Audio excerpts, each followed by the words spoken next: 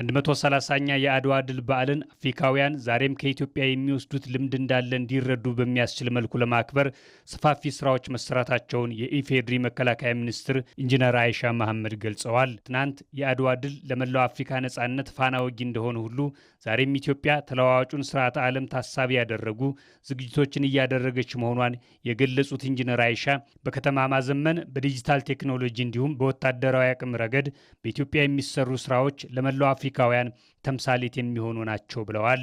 እየሰራን ያላቸውን ስራዎች በሀገራችን የተፈጠሩ አቅሞች ደግሞ ለሁሉም የአፍሪካ ሀገራት የሚጠቅሙ መሆናቸው ልክ ትናንት አድዋ ለአፍሪካውያን ነጻነት የነጻነት ቀንዲል የነጻነት አስፓየር እንዲያደርጉ እንዳደረጋቸው ሁሉ አሁንም ኢትዮጵያ በዚህ አዲስ እየተፈጠረ ባለው የዓለም ኦርደር ውስጥ እንዴት አፍሪካውያን ናቪጌት አድርገው ሁሌ የተፈጠረው ነገር ላይ ሳይሆን ፈጠራውም ላይ ራሳቸውን አስተዋጽኦ ማበርከት እንዳለባቸውና ለነሱም በሚመች መንገድ ሌሎች በሰሩት ሳይሆን እኛም የስራው አካል ሆነን ራሳችንን እንድናዘጋጅ የሚፈለግበት ጊዜ ላይ ስላለን ይሄንን እንዴት አድርገን ነው ምንሰራው፣ በምን መንገድ ነው መደጋገፍ ያለብን፣ ምንድነው ዓለም ላይ የሆነ ያለው የሚለውንም ለመነጋገር የሚያስችል አርገን አዘጋጅተናል። የአድዋ ድል ለአፍሪካውያን ቅኝ ግዛትን እምቢ ማለት እንዲሁም ነፃ መውጣት ይቻላል የሚለውን ያስተማረ ድል በመሆኑ አፍሪካውያን በመተባበርና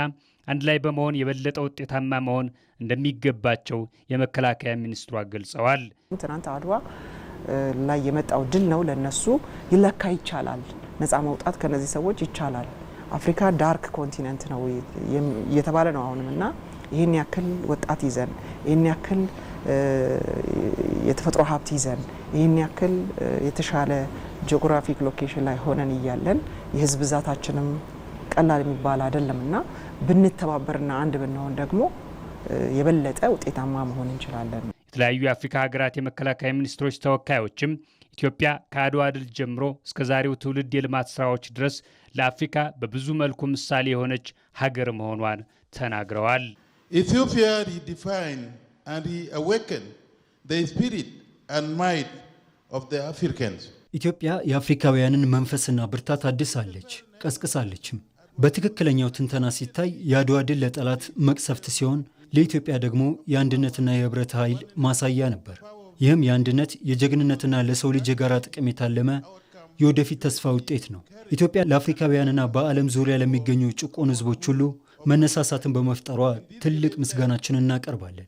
በታሪካችሁ ዘመን ሁሉ ለነበሩ ጀግኖች ወንዶችና ሴቶችም አክብሮታችንን እንገልጻለን።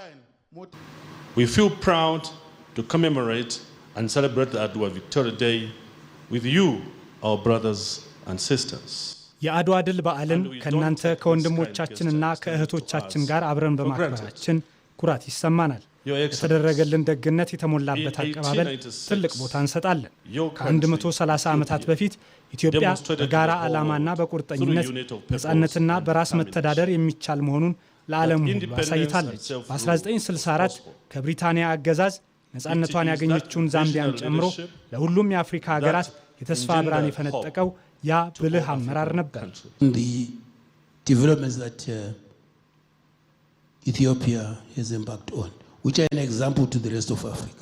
ኢትዮጵያ የጀመረቻቸው የልማት ስራዎች ለቀሪው የአፍሪካ ክፍል ምሳሌዎች ናቸው።